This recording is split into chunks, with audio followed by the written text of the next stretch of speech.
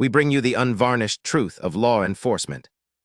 This broadcast features unfiltered, unedited, and completely raw footage. Join us as we step onto the front lines of justice, providing a transparent view of the critical moments that shape our society. Don't sit there acting confused.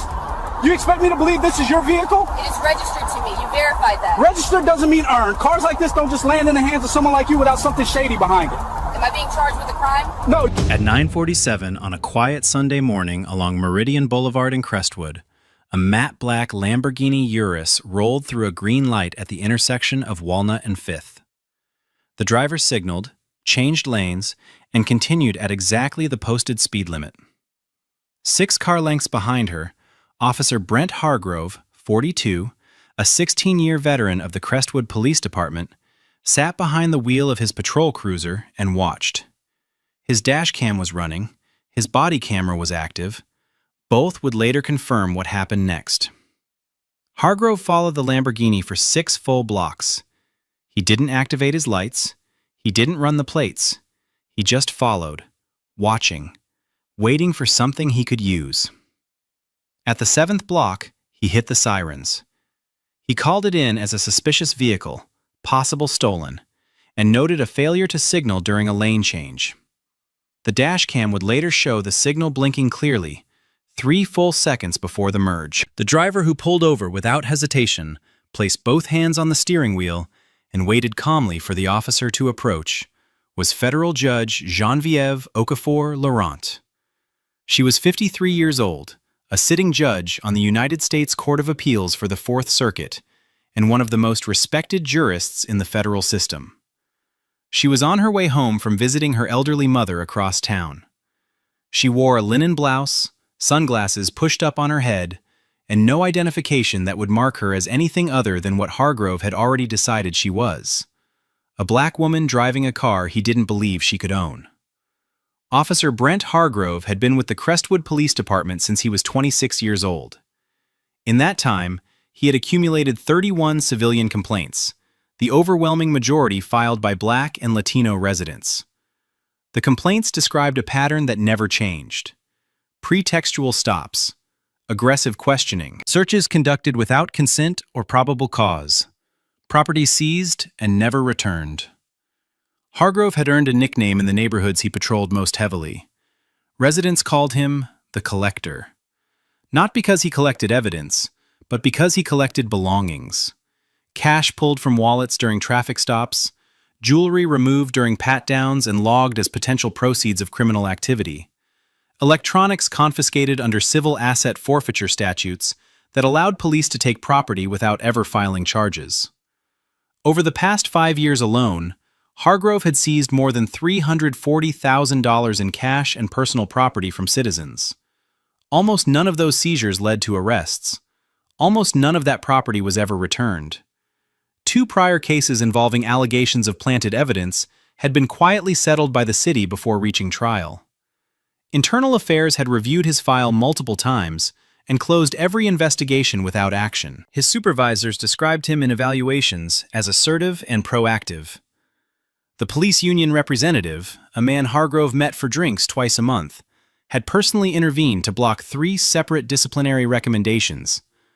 Younger officers who questioned his methods were told to mind their own calls. Those who pushed further were transferred. Hargrove operated with the confidence of a man who had never once been held accountable. And on this Sunday morning, with his lights flashing behind a Lamborghini Urus on Meridian Boulevard, he had no reason to believe that was about to change. Judge Genevieve Okafor Laurent was not the kind of person who announced herself. She never had been. Her father, Chukwemeka Okafor, came to the United States from Lagos in 1974 with $200 and a work visa. He drove a taxi in Washington, D.C. for 31 years, 6 days a week, often pulling double shifts so his children wouldn't carry the debt he did. Her mother, Ruth Ann Laurent, grew up in Orangeburg, South Carolina, the granddaughter of sharecroppers. She cleaned office buildings at night and took community college classes during the day until her body gave out before her ambition did. Genevieve was the youngest of 3. She earned a full scholarship to Howard University, graduated summa cum laude, and was accepted to Yale Law School, where she was one of 9 black women in her class. She clerked for a Supreme Court justice. She spent a decade as a federal prosecutor in the Civil Rights Division of the Department of Justice, trying cases involving police brutality, unlawful search and seizure, and systemic discrimination in law enforcement agencies across the Southeast. 9 years ago, she was appointed to the United States Court of Appeals for the Fourth Circuit. She had since authored or joined rulings in more than a dozen landmark cases involving police misconduct, qualified immunity, and constitutional violations under the 4th and 14th Amendments. Legal scholars described her opinions as surgically precise. Defense attorneys feared her bench. Civil rights lawyers cited her rulings like scripture. None of that was visible on Meridian Boulevard that morning. What Hargrove saw when he looked through that window was a black woman in a linen blouse sitting behind the wheel of a car he had already decided wasn't hers. And that was all he needed. Hargrove approached the driver's side with his right hand resting on his belt. His body camera captured the angle from his chest. The dash cam recorded the wider frame from the cruiser. Both were rolling. Both would preserve every word of what came next. He didn't greet her, didn't introduce himself. His first words were a demand. "Whose car is this?" Judge Okafor Laurent looked up at him, hands still on the wheel. "It's mine. You have proof of that?" She reached toward the center console slowly, movements deliberate and visible. "My license and registration are right here." Hargrove took the documents and studied them far longer than necessary, flipping the registration back and forth, holding the license up as though comparing the photo to a face he had already decided didn't match the vehicle. He walked back to his cruiser. He ran the plates. The vehicle came back registered to Genevieve Okafor Laurent. The license was valid. No warrants, no flags, nothing. He sat in the cruiser for nearly 4 minutes. Then he got out and walked back to her window. The body camera captured what came next without interruption. "Step out of the vehicle." "For what reason?" Okafor Laurent's voice was steady. "I need you to step out." "I've provided my documents. Everything is in order. Why am I being asked to exit my car?" Hargrove leaned closer. "I'm detecting the odor of marijuana coming from inside this vehicle." There was no marijuana in the car. There had never been marijuana in the car. Forensic analysis would later confirm that no trace of any controlled substance existed anywhere in or on the vehicle. But in that moment, on the side of Meridian Boulevard, with no witnesses yet watching and both cameras running, Hargrove had just manufactured the one claim he believed would give him the authority to go further. And he intended to. "Step out, now!" Judge Okafor Laurent opened the door slowly. She placed one foot on the pavement, then the other. She stood upright, hands visible at her sides, and spoke clearly enough for every microphone in range to capture it. "I am complying with your order under protest. I do not consent to any search of my person or my vehicle." Hargrove didn't acknowledge a single word. He took her by the arm and moved her to the rear quarter panel of the Lamborghini, positioning her against the car with both palms flat on the matte black paint. He patted her down with hands that moved too slowly and pressed too hard, running his palms along her sides, her waist, her pockets. She stood motionless, jaw tight, eyes fixed on the street ahead. A second patrol unit had already arrived. Officer Nolan Fitch, 29, 5 years on the force, stepped out and approached. Hargrove jerked his head toward the open driver's door. "Toss it." Fitch hesitated.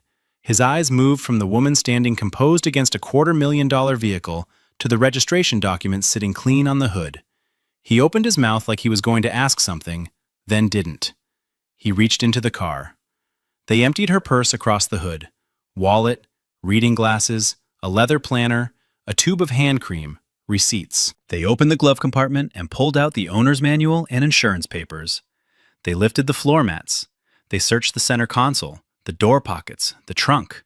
In the back seat, they found a small zippered bag containing her mother's prescription medications. Hargrove unzipped it, spread the bottles across the leather seat, read the labels one by one, then left them scattered where they fell. They found nothing illegal, because there was nothing illegal to find. Across the street, in a second-floor window of a brick colonial, a woman named Celeste Gerard had been watching since the lights first flashed. Her phone was recording. She didn't say a word. She didn't need to. Hargrove stood in the middle of the road, feet apart, hands on his hips, staring at the open doors of a vehicle that had given him nothing. No drugs, no weapons, no contraband. No justification for a single thing he had done in the last 20 minutes. The body camera on his chest kept recording. He turned back toward Judge Okafor Laurent, still standing where he had placed her, palms flat against the side of the car, and what came out of his mouth next would be replayed in federal court, in news broadcasts, in training seminars, and in living rooms across the country. Let me ask you something. A woman like you, driving something like this, how does that happen? She said nothing.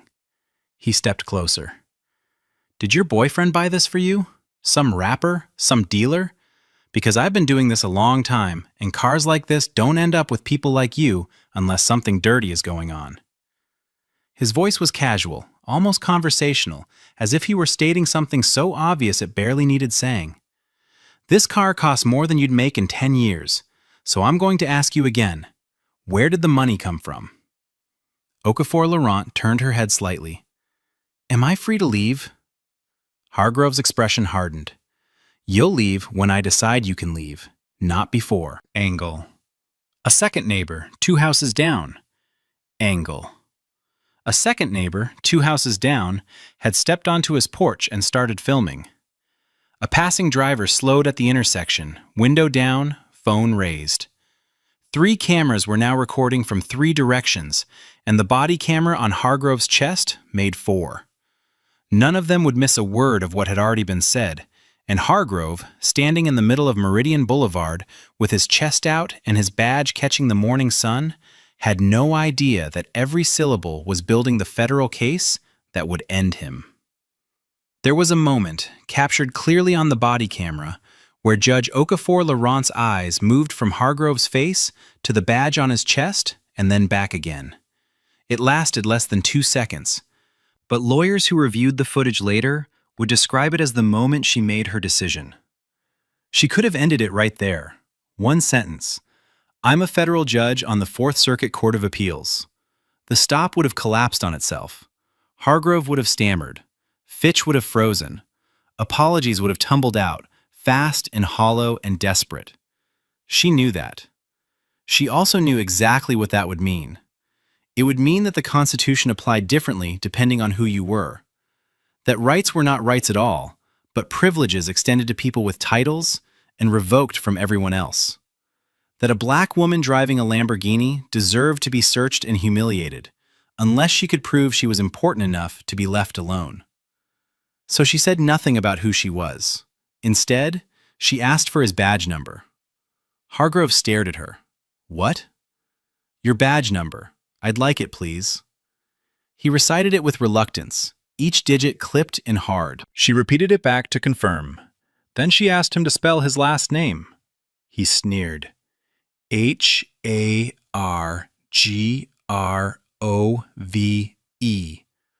Slow enough for you?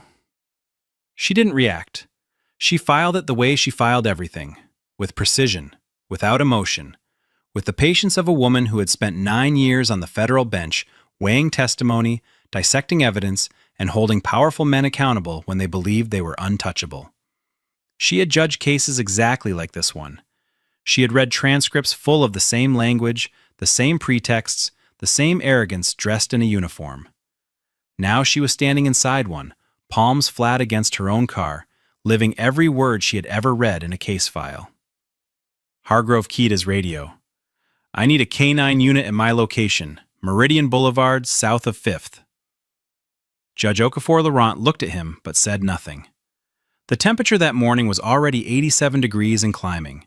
She was standing on asphalt in direct sunlight with no shade and no water. In the backseat of the Lamborghini, her mother's prescription medications sat in the zippered bag Hargrove had torn open, bottles scattered across dark leather that was absorbing every degree of heat the sun could give it. 2 of those prescriptions were temperature sensitive. The labels said so clearly. Hargrove had read those labels. He didn't care. The K-9 unit arrived 28 minutes later. Officer Dean Sutcliffe, 36, stepped out with a Belgian Malinois on a short lead. The dog circled the vehicle once, then again. It showed no alert behavior. No sit, no paw, no change in breathing or posture. Sutcliffe looked at Hargrove. "I'm not getting anything." Hargrove shook his head. He paused near the rear quarter. "That's a partial alert. Go again." Sutcliffe glanced at Fitch. Fitch looked at the ground. Neither of them believed what Hargrove had just said, and the body camera caught the look between them clearly. Sutcliffe walked the dog around a third time. Nothing. Hargrove ordered the vehicle searched again. Fitch opened the rear hatch and moved things that had already been moved. Sutcliffe stood to the side, leash in hand, silent.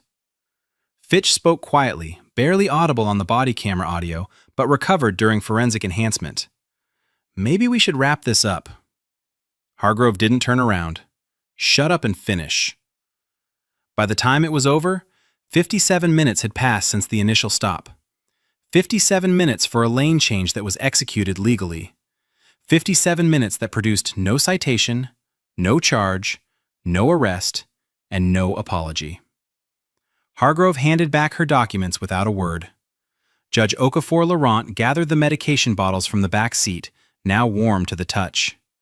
She noticed the scuff on the driver's seat leather where Fitch had leaned his tool belt. She sat down, closed the door, and pulled away from the curb at exactly the speed limit. She did not look back. Hargrove watched the Lamborghini disappear down Meridian Boulevard and returned to his cruiser. He logged the stop as a routine traffic contact with no further action. He had no idea that the woman he had just spent an hour degrading would by morning have the full weight of the federal government bearing down on him with the force his badge had never prepared him for. At 7:15 Monday morning, Judge Geneviève Okafor Laurent sat at her desk in her home office with a legal pad, a pen, and a phone. She did not call the Crestwood Police Department. She did not file a civilian complaint. She did not leave a message with Internal Affairs. She called the United States Department of Justice Civil Rights Division. She identified herself by name and title. She provided her case number from the Fourth Circuit, her judicial appointment reference, and a detailed oral account of the stop, timed to the minute, citing the specific constitutional violations by amendment and clause. She then called the FBI field office and made the same report. Then the Office of Inspector General. Each call was precise, measured, and without emotion. She spoke the way she wrote opinions. Facts first, law second, conclusions last. By 8:30 a.m., she had submitted a written account, 7 pages, single-spaced, with timestamps drawn from her own memory and cross-referenced against the time she had noted on the dashboard clock during the stop. She requested preservation of all footage, Hargrove's dash cam, his body camera, Fitch's body camera, and the K-9 unit's records. She requested Hargrove's personnel file, his stop history, and his civil asset forfeiture records. Then she made one more call. Not to an agency, but to a civil rights litigation firm with a national reputation for police misconduct cases. She told them she was not calling for herself. She was calling because she wanted to know how many other people Brent Hargrove had done this to. People who didn't have a law degree. People who didn't have a title. People who didn't have the ability to make the calls she had just made. By the time Judge Okafor Laurent closed her legal pad, the machinery of federal accountability was already turning, and Officer Brent Hargrove was on his way to work with no idea that his name was now in 3 federal databases. The footage arrived at the DOJ Civil Rights Division by secure transfer on Tuesday. Investigators reviewed every second from 4 separate sources. The dashcam came first. It showed the Lamborghini Urus approaching the intersection of Walnut and 5th, signaling a lane change 3 full seconds before merging and completing the maneuver cleanly within the posted speed limit. The failure to signal that Hargrove had used as his pretext for the stop had never occurred. The body camera footage was worse. It captured Hargrove's tone from the first word, the immediate demand to know whose car it was, the prolonged examination of documents that were in perfect order. "Every one of them. Women like you don't," Every one of them. Women like you don't come by cars like this. Did your boyfriend buy it for you? This car costs more than you'd make in 10 years. Audio forensic enhancement recovered something the body camera microphone had barely caught in real time. Early in the stop, before Fitch had arrived, Hargrove had leaned toward his radio and whispered, "Bet you anything this thing's stolen or bought with dirty money. Look at her." The K-9 unit's records collapsed the marijuana claim entirely. Officer Sutcliffe, under questioning, admitted the dog had shown no genuine alert behavior at any point during the search. When asked about the partial alert Hargrove had claimed, Sutcliffe paused for a long time before answering. "There was no alert. I told him that. He said to go again." Investigators then pulled Hargrove's stop records. In the past 18 months, he had conducted 214 traffic stops. 178 of them, over 83%, involved Black or Latino drivers. Civil asset forfeiture filings showed he had seized more than $340,000 in cash and personal property during that same period. Charges were filed in fewer than 6% of those seizures. The rest of the property simply disappeared into the system, and the people it belonged to never saw it again.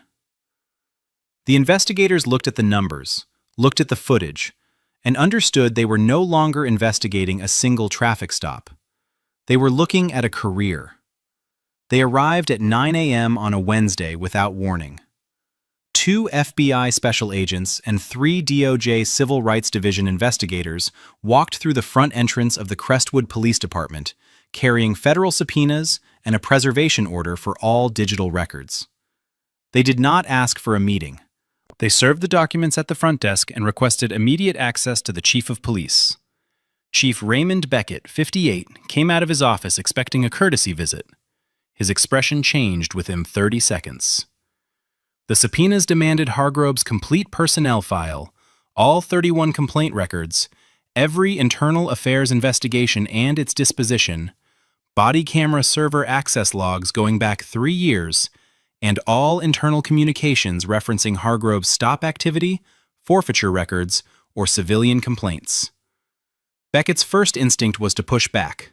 He began asking about jurisdiction, about process, about whether the department's legal counsel should be present. The lead FBI agent let him finish, then told him the victim of the stop was a sitting judge on the United States Court of Appeals for the Fourth Circuit. The color left Beckett's face, but the agent continued before the silence could settle. "Her title is not why we're here. We're here because the evidence shows a pattern in practice of civil rights violations by an officer your department has protected for 16 years. That's a federal matter, regardless of who he pulled over last Sunday." Hargrove was on patrol when the call came through ordering him back to the station. He was met in the parking lot by a captain who told him to hand over his badge, his firearm, and his cruiser keys.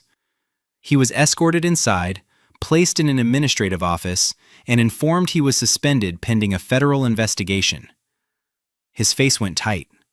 He asked what this was about. Nobody answered.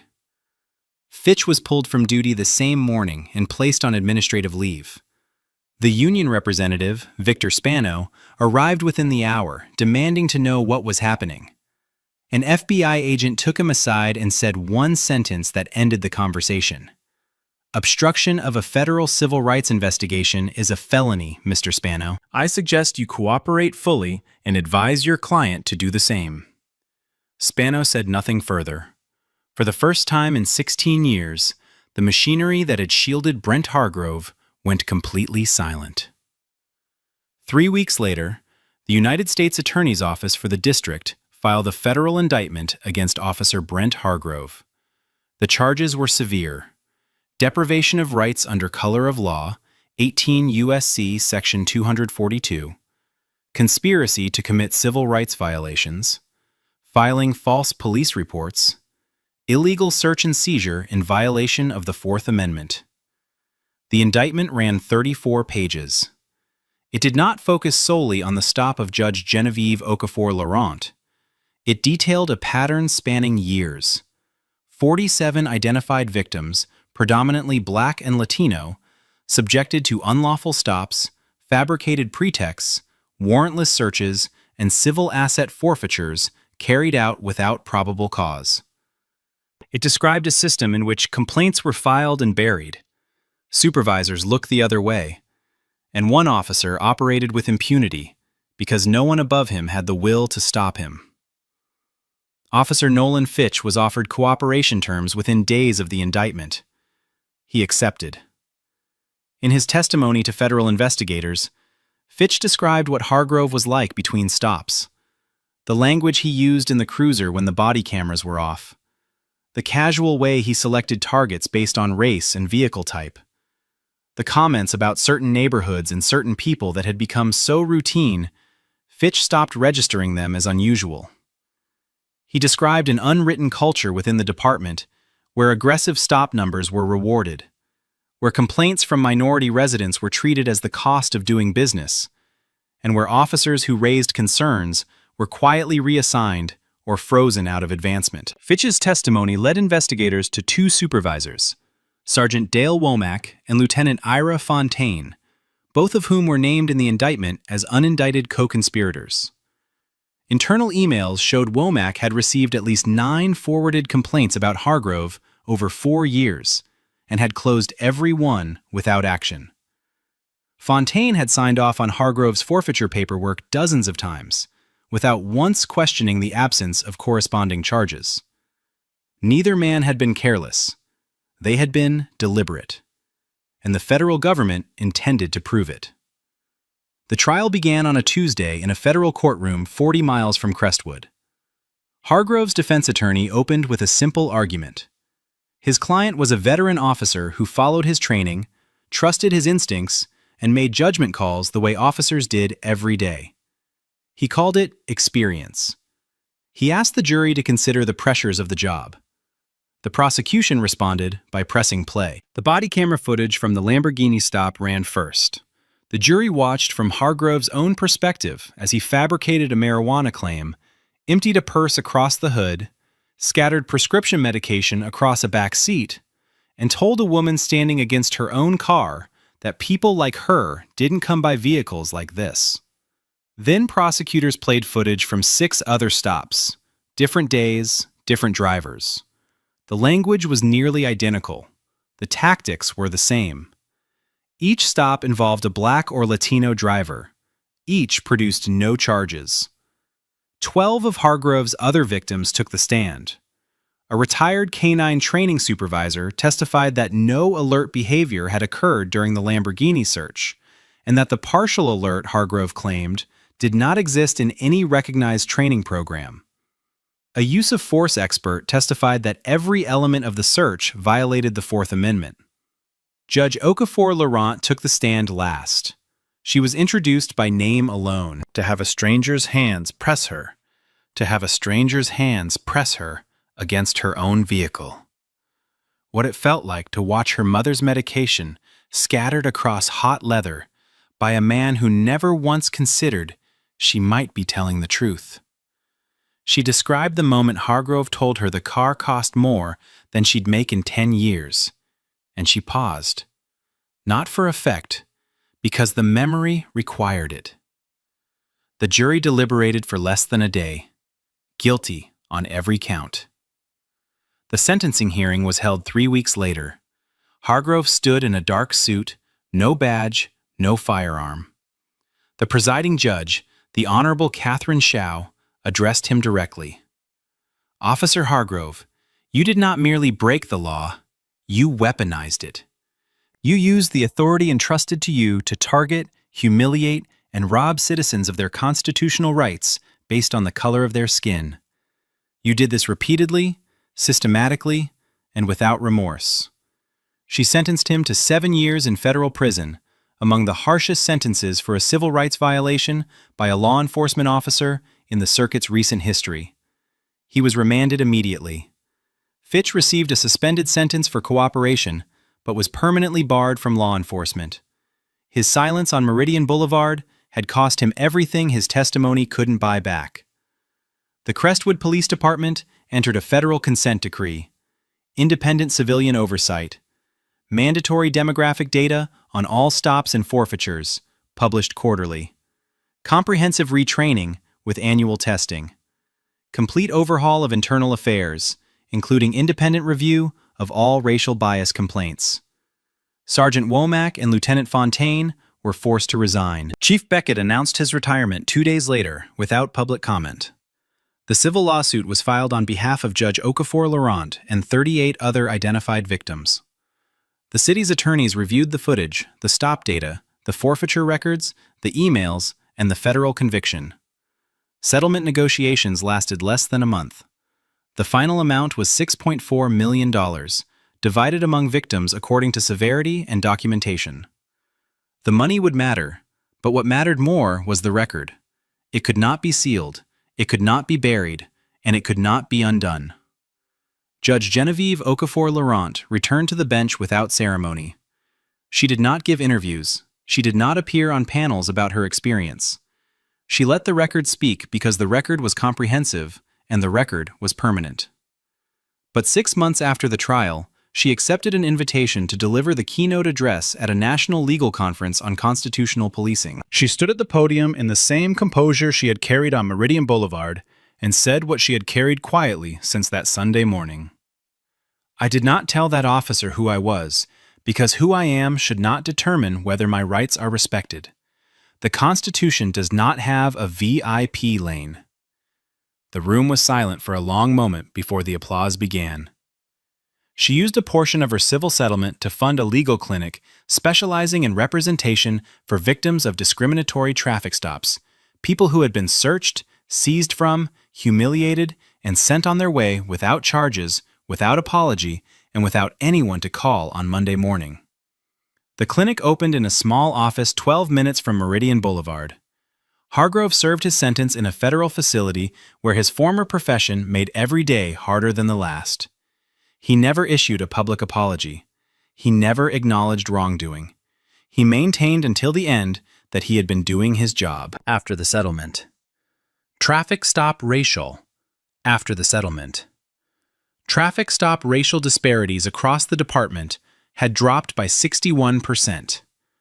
Complaints of discriminatory enforcement had fallen by more than half.